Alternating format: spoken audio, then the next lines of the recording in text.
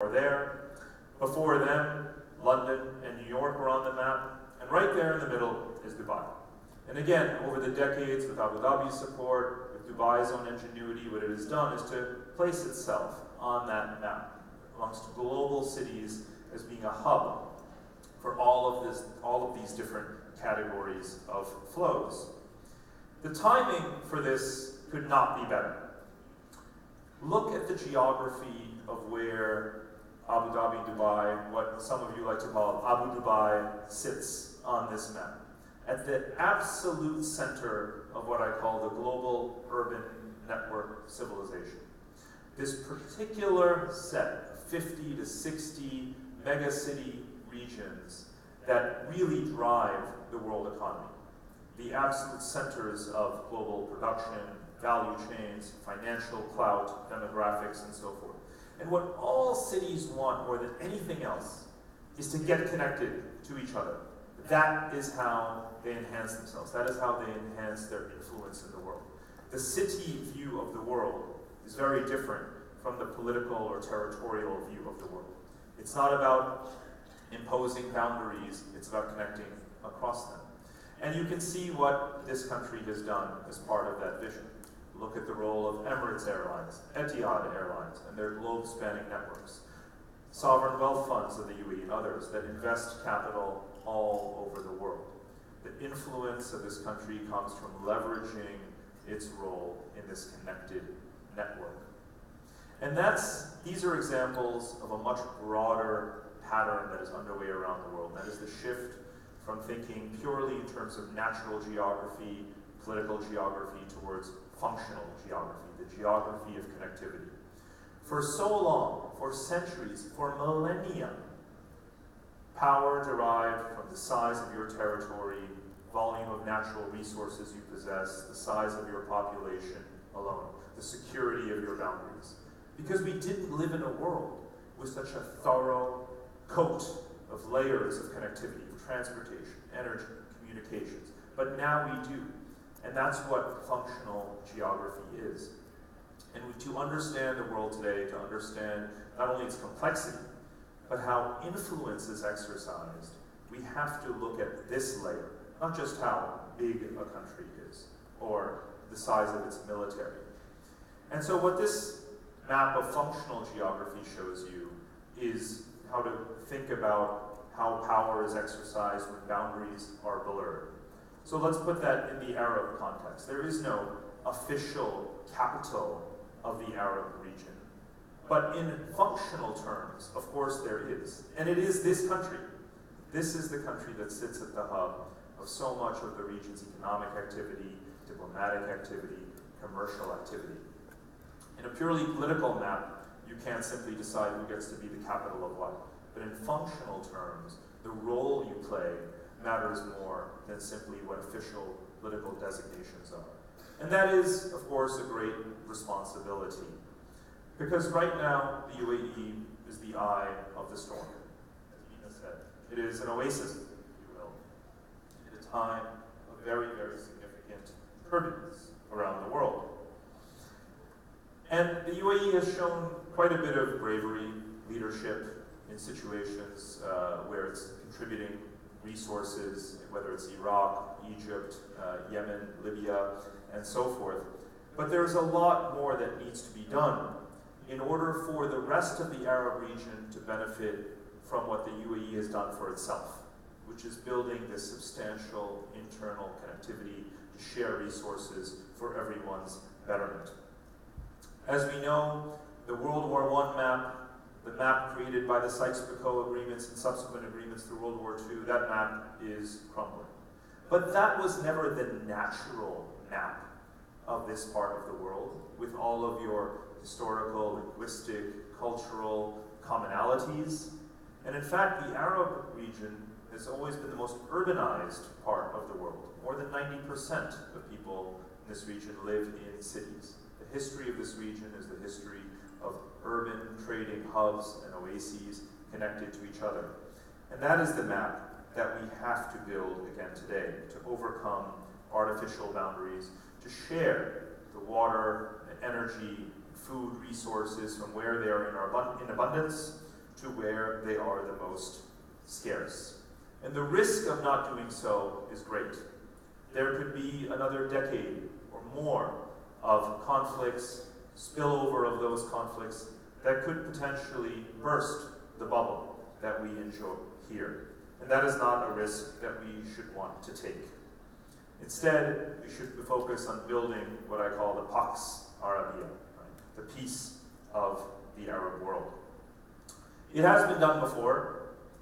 If you look at this map of the 12th century Western Eurasia to Eastern Eurasia, with this region right in the center, you can see how significant a role it played as a crossroads of global commerce 1,000 years ago. Today, what's so significant about looking at this map is that right here in just Eurasia, you have 2/3 of the world's population, 2/3 of the world's GDP. So you must build this peaceful map or risk falling behind the rest of Asia.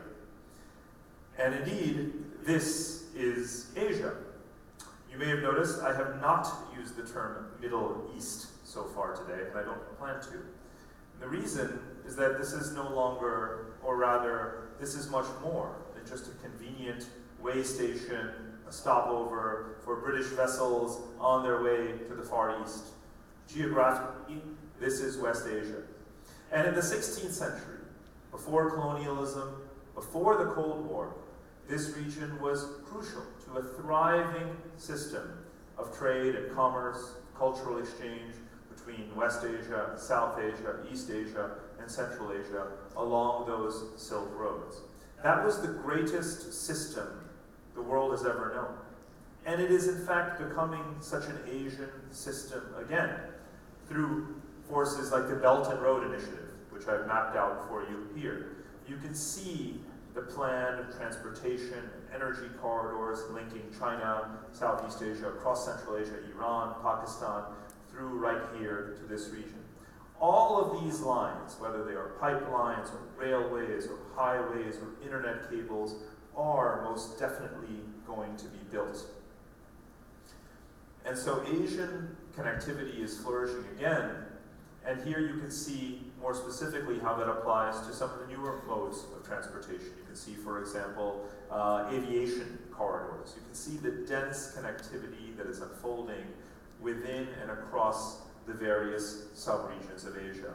And in fact, 9 of the 10 most intense aviation corridors or airline connections in the entire world are in Asia. 9 out of 10. Dubai is the hub for some of them, Hong Kong, Singapore, and others.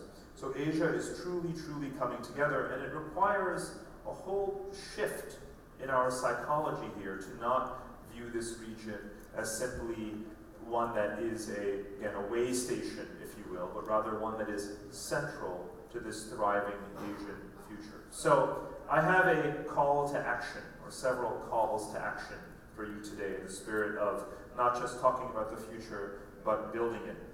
And the first is to, again, spread your connectivity. Right? The connectivity within this country is something that the rest of the entire region needs. Your neighbors need, the rest of the Arab region needs. And that is going to be a critical solution to peace building, connecting the cities. I often say that whereas many political analysts want to promote state building, in fact, throughout history, it begins with city building.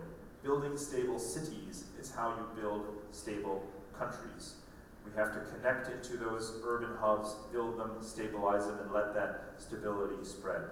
And of course, nurture that global connectivity as well. At a time when people talk about borders and protectionism, as if the globalization can be turned on and off like a switch, we must remember that it is cities that drive global connectivity, and the decision-making in cities and the companies in cities, the leaders of cities, are saying the exact opposite of the populist, protectionist message that we hear from any number of leaders. It's not something that you can passively wait to make sure the system continues as it has been. You have to step up and take that lead. I also think it's worth embracing this greater Asian development. it is clearly one of the mega trends of the 21st century, to understand the ways in which the billions of people that lie to the east of here are recapturing that historical glory and connecting those sub-regions together into this Asian system is an irreversible process that will last decades into the future.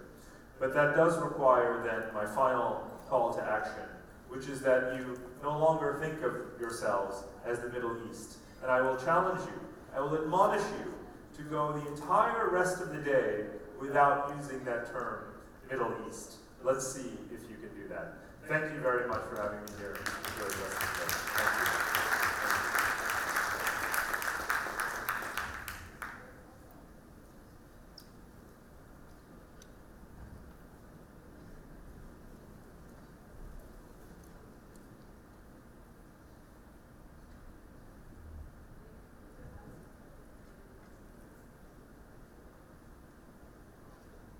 Please welcome on stage Her Excellency Sarah bint Yusuf Al Ahmadi, Minister of State for Advanced Sciences.